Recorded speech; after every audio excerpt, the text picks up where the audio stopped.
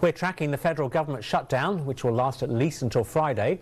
No votes are scheduled for Thursday in observance of Yom Kippur, and on Wednesday the Senate failed for a second time to get the 60 votes needed to pass a short-term budget.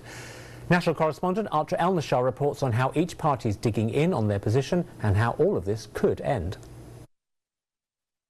Congress has pulled America into a government shutdown. How will they get out of it? Republicans, with majorities in the House and Senate, insist on passing a House-approved budget to extend current funding levels until November 21st. In a rare opportunity of leverage, Democrats say any budget must be bipartisan as they fight to prevent spikes in health insurance costs when Affordable Care Act subsidies expire at the end of the year. It's clear that the way out of this shutdown is to sit down and negotiate with Democrats to address the looming health care crisis. Republicans gearing up for a war of attrition, focused on peeling off another 5 Democratic votes needed to pass the stopgap budget. There's nothing to negotiate.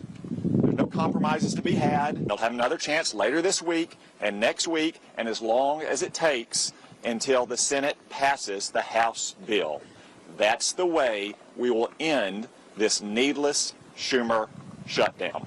Each side nailing down their messaging. The NRCC, the funding arm for House Republican campaigns, already out with this ad. Democrats shut it down. Democrats are pushing for the shutdown, and they will get blamed if it happens. As for the Democrat strategy, well, it's really the Trump shutdown. They're under pressure from a voter base hungry to see their leaders fight harder against President Trump's agenda and are counting on real-life impacts of expiring health care subsidies to cause Republicans to buckle. Starting today, people will get notices that their health care premiums could go up as much as $1,000. Independent Senator Angus King caucuses with Democrats and was one of 3 to cross the aisle and vote for the short-term budget. Not because he liked it, he says, but out of fear for what the White House will do in the meantime. The irony, the paradox is, by shutting the government, we're actually giving Donald Trump more power. The White House says mass federal layoffs are imminent and inevitable, but did not give an answer when asked why workers have to lose their jobs instead of being furloughed like in shutdowns past. In Washington, I'm Atra El-Nashar.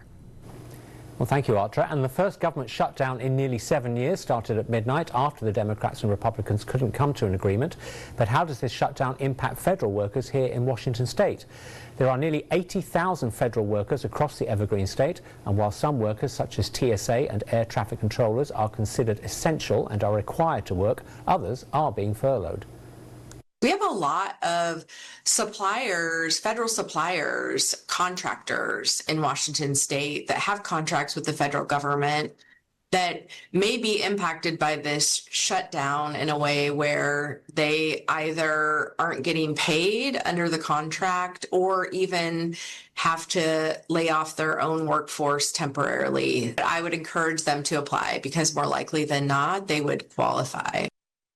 The Washington State Employment Security Department says essential workers are not eligible for unemployment benefits.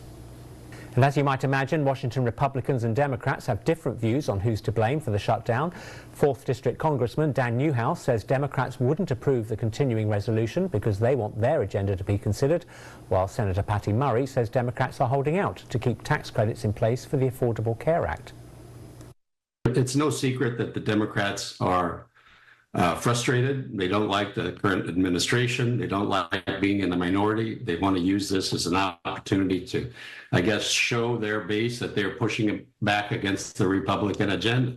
Well, Republicans may be forcing the government to shut down before they so much as talk about health care, but they will not shut down the debate. And they will not shut out the voices of families who want action before their monthly health care payments more than double. The shutdown is set to last at least until this Friday.